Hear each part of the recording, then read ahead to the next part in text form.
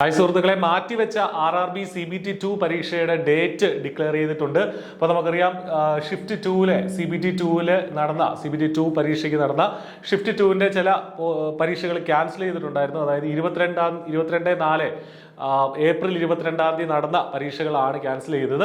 അത് 12 RRB-കളിലായിരുന്നു അത് ബാധിച്ചത്. അജ്മേർ, ഭോപ്പാൽ, ഭുവനേശ്വർ, ചണ്ഡീഗഡ്, ഖൊരഗ്പൂർ, ഗുവാഹത്തി, ബിലാസ്പൂർ, മുസാഫർപൂർ, പട്ന, പ്രയാഗ്രാജ്, ചെന്നൈ ആൻഡ് സിലിഗുരി. അപ്പോൾ ഇത്ര RRB-കളിലെ ക്യാൻസൽ ചെയ്ത് 22-ാം തീയതി നടന്ന CBT 2 ക്യാൻസൽ ചെയ്തിരുന്നു. അതിന്റെ റീഷെഡ്യൂൾ ചെയ്ത ഡേറ്റ് വന്നിട്ടുണ്ട്. ആ ഡേറ്റ് 4/6/2025-ലാണ്. അതായത് ജൂൺ 4-ാം തീയതിയാണ് പുതുക്കിയ പരീക്ഷാ തീയതി എന്നുള്ള കാര്യം കൃത്യമായിട്ട് മനസ്സിലാക്കുക.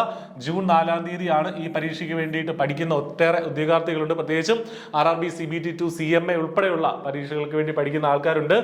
JEE-യുടെ പരീക്ഷയും DMS, chemical and metallurgical assistant, chemical supervisor തുടങ്ങിയ കുറെ പരീക്ഷകൾ അന്ന് ക്യാൻസൽ ചെയ്തിരുന്നു CBT 2. അത് ജൂൺ 4-ാം തീയതിയാണ് ആ മാറ്റിവെച്ച പരീക്ഷ നടക്കുന്നത്. അപ്പൊ ഇനി നമ്മുടെ മുന്നിൽ അധിക സമയമില്ല. കൃത്യമായിട്ട് സിസ്റ്റമാറ്റിക് ആയിട്ട് പഠിക്കുക.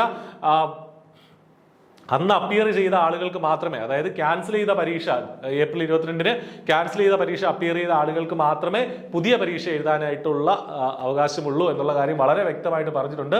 അന്ന് നിങ്ങൾ പരീക്ഷയ്ക്ക് പോയില്ലെങ്കിൽ, പരീക്ഷയ്ക്ക് പോയില്ലായിരുന്നു എങ്കിൽ പുതിയ പരീക്ഷ എഴുതാൻ പറ്റുമോ എന്ന് ചോദിച്ചാൽ ഇല്ല എന്നുള്ളതാണ് ഉത്തരം. അന്ന് പരീക്ഷയ്ക്ക് ഉള്ള ആളുകളായിരിക്കണം.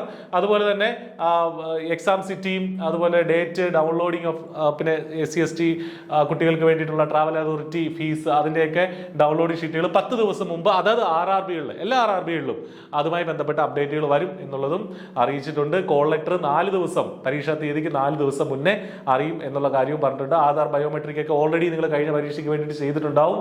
അത് തന്നെ മതിയാകും. അപ്പോൾ ഈ കാര്യങ്ങൾ മനസ്സിൽ വയ്ക്കുക. ജൂൺ 4-ാം തീയതിയാണ് ഈ പരീക്ഷ നടക്കുന്നത് എന്നുള്ള കാര്യം വ്യക്തമായിട്ട് നിങ്ങൾ മനസ്സിലാക്കുക. നല്ലോണം പഠിക്കുക. All the best. Thank you.